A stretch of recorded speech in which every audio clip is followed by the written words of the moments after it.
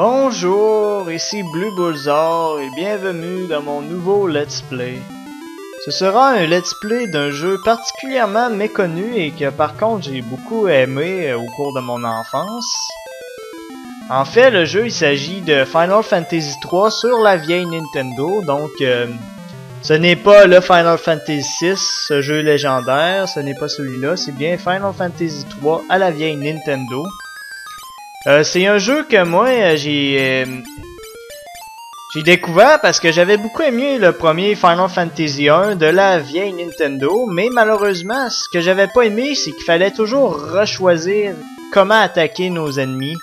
C'est-à-dire que si on tuait un ennemi avec notre guerrier par exemple, puis qu'on avait choisi d'attaquer le même ennemi avec notre magicien noir, ben l'attaque allait faire comme miss. Donc, quand on attaquait un ennemi, notre autre personnage, si l'ennemi mourait, il réattaquait à même endroit. Donc ça, je détestais ça. Puis Final Fantasy 3 a corrigé ça, puis c'est pour ça que j'adore le jeu. Pas juste pour ça, mais c'est aussi vraiment le Final Fantasy le plus épique. Épique, un mot que je déteste utiliser, mais c'est vraiment le plus épique de tous les Final Fantasy, en mon humble avis. Petite preview, ce Final Fantasy là, il contient plusieurs classes, puis il contient aussi les classes les plus overpowered jamais vues dans aucun Final Fantasy à vie. C'est-à-dire les classes de ninja et de sage, c'est vraiment un spoiler, mais pas vraiment, vous deviez le savoir. Que des classes finales, c'est comme ninja, sage, badass. Donc c'est surtout le sage qui est vraiment, c'est un véritable démon, un monstre qu'on n'a jamais vu dans aucun Final Fantasy jusqu'à présent.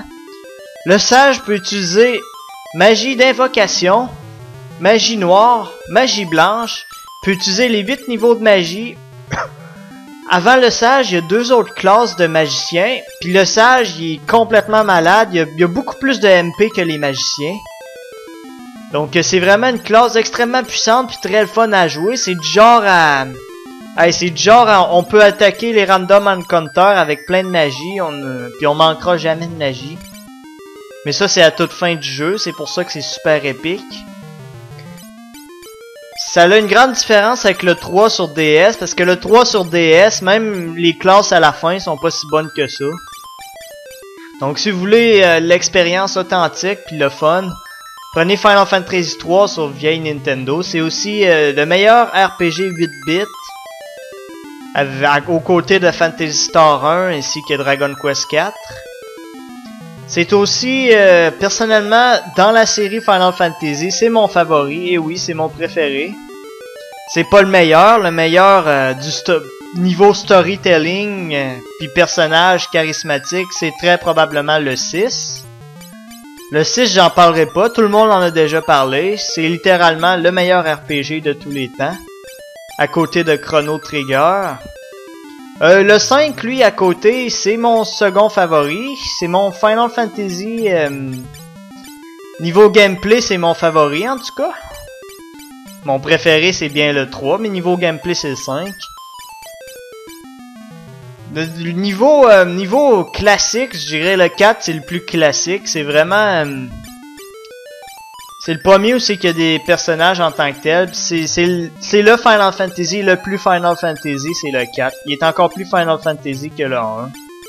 Le 1 c'est le 1 vraiment c'est le 1, c'est lui qui est parti à la série. Puis le 2 j'ai pas joué beaucoup, mais il y a certains moments vraiment intéressants, puis vraiment la boss fight. C'est une des meilleures musiques de la vieille Nintendo, la boss fight avec la Mysidia Tower, le Final Fantasy 2 et non le 4. Donc c'est ça, je m'égare un peu mais c'est ça, Final Fantasy 3 sur vieille Nintendo. C'est vraiment... c'est aussi, comme je disais que c'était le plus épique, c'est réellement le cas. Donc premièrement, on a les classes de personnages les plus épiques. On a, je dirais, c'est le monde le plus grand puis le plus épique.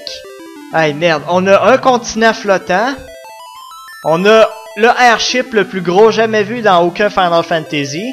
Juste pour spoiler, ça s'appelle Invincible. Donc un airship qui s'appelle Invincible, habituellement c'est pas un airship de tapette. On a le donjon le plus difficile de la série. On a le Final Dungeon, le plus gros de la série. C'est réellement malade, là. On a genre 1, 2... On a 3, minimum 3, 4 Final Dungeon, toutes foutues ensemble. Le seul jeu qui a un Final Dungeon aussi gigantesque que ça, c'est Final Fantasy IV The After Years. Donc Final Fantasy 3, là, ça promet. C'est vraiment un jeu aux proportions gigantesques. Puisqu'il sait que... L'intrigue est par contre, vraiment c'est une intrigue basique, mais c'est pas pour ça qu'on joue. Le gameplay puis le jeu, c'est vraiment... Les endroits aussi, c'est mes endroits favoris. Il y a plein d'endroits fun. Il y a des villages spécifiques, genre le village des mages noirs, le village des magiciens, le village... etc.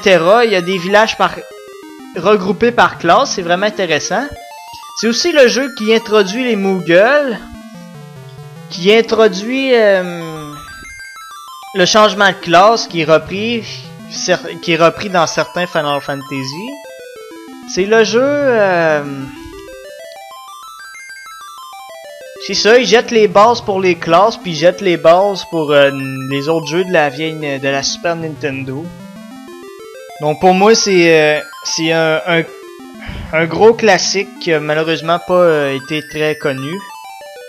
Donc pour ceux qui me connaissent sur YouTube depuis longtemps, j'avais fait un peu de gameplay du hack Final Fantasy 3 Spoof, qui est en fait le seul hack de ce jeu-là qui a été réalisé. Puis qu'il est vraiment... c'est pas un hack qui change grand-chose. Ils font juste rajouter du sacrage à quelques endroits. Sauf FF3 Spoof, que s'appelle le hack. La seule chose qui m'avait fait rire dedans, c'est que... je vais vous le rappeler quand on va être rendu à l'endroit du jeu où c'est que ça m'avait fait rire, mais c'est ça. Ouais, c'est ça pour le preview. Prochaine vidéo, je vais commencer l'intro, là. C'est vraiment mon RPG 8 bits favori. Puis mon Final Fantasy favori aussi. C'est un excellent jeu. Puis je le recommande. Il a quand même bien veillé en comparaison avec Final Fantasy 1.